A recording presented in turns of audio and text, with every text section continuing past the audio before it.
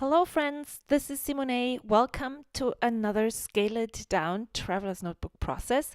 Today we are doing a grab 5, but Susanna had the amazing idea to pick 5 items that are exactly the same that we both have in our stash and then create a Traveler's Notebook spread with those 5 items, which is a really great idea because it again shows you how we all use things differently and how the use of one item is not limited to just one thing. So we picked the stamp set from Feed Your Craft, this one. We also picked alpha stickers from Evalicious. We didn't limit it to one certain color because it was really hard finding one that we both had. We picked this paper from Amy Tangerine, the sunglasses from the On a Whim collection. We picked label stickers from Coco Daisy, and then 3 colors, shimmers colors that we both have in our stash. We weren't quite sure what we were going to document, but so we didn't know if the lighter or darker colors of the shimmers blues would work. So we made it so we were able to choose. But I think we ended up using the same color, I think. Yeah, so what am I working in and what am I doing? I am using a photo that I took and I actually posted it on Instagram too. It was me knitting at the pool in Sacramento when we went there this summer. I am working in my summer traveler's notebook, and the traveler's notebook that I'm using is the Simple Dory from Coco Daisy. I think that was released with the July, or it was released with the July planner kit, so it was released in June. And that I think was the second one they did. So yeah, I really love the concept of this. It's like a little prompt, creative prompt on your page. It is already printed with patterns that are already also be found in their memory keeping kits and planner kits. So it's a great you can use both kits actually to document, which I totally love. But enough about that. I am backing my photo that I trimmed down to have this white border with the On a Whim paper. And even though I really love the sunglasses, I didn't think the colors would really work well with my photo and the colors that are already on the page. But I still wanted to use a sunglass, and I only had this piece of paper scrap left. So what I did was I cut one of the complete sunglasses out of the backing, so that I would be able to use it on my spread. However, the funny thing is you will see I will actually trim off some of the sunglasses because they stick out on the edge of the paper.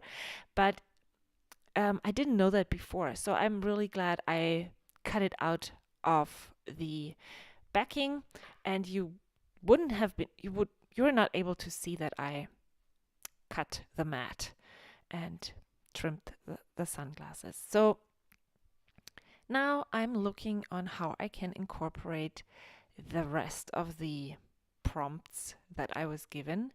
I need to use the stamp set.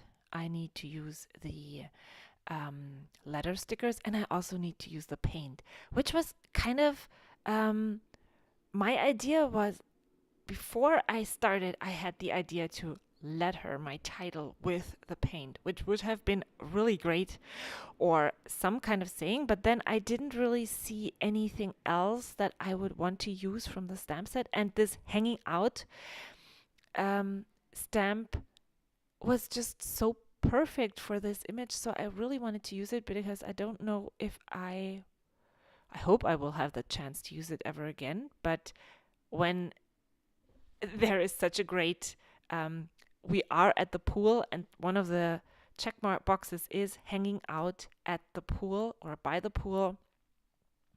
I thought I need to use it here. So but I also needed to use the office stickers. And then I know I could use the paint differently, but I was so fixated on using the paint for lettering that that just threw me off. As you can see, my it's not a title, and that's why I put it down to the pattern that is on the paper, because I didn't want to stand it out that much. I wanted the title to be Hanging Out by the Pool and Knitting. And by using a sticker set or color of stickers that is not overpowering the image, and that you will read once you're done reading the stamped image, I'm able to make it a readable sentence. Does that make sense? I hope so. I'm so happy that I went off and got water and I don't know what I got, but I went and got paint and a paintbrush, because now I can tell you all about that. So I'm still fixed on lettering, so I don't have a date yet. So instead of picking a date stamp, I decided I'm going to letter my date into the label, because the label says dated, but I haven't really lettered with my paintbrush, which is like, yeah. If you ever think that lettering with a paintbrush is easy, I don't think so. I should practice a lot, probably, if I really wanted to do that more often, or write a quote with it.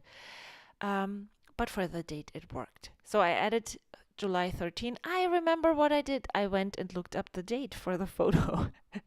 So I lettered in the July 13th. And there it comes again. I would have loved to have more practice so that it looks a lot more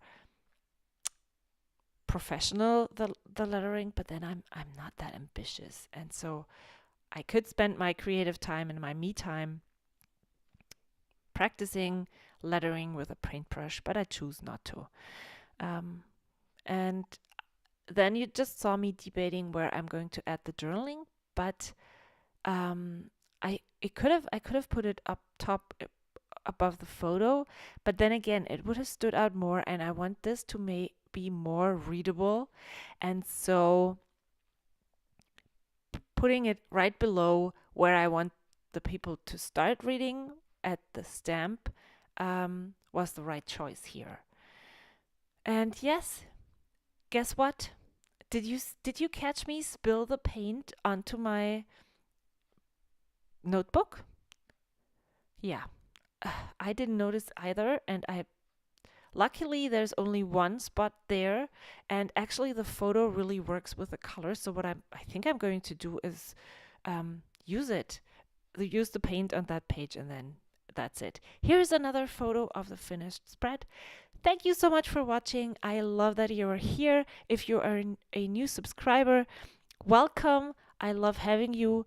I always love sharing what I do on YouTube. Please check out Susanna's video as well and see what she did with the exact same things that I used. Have a great Saturday or any day whenever you're watching. I will see you soon. Bye.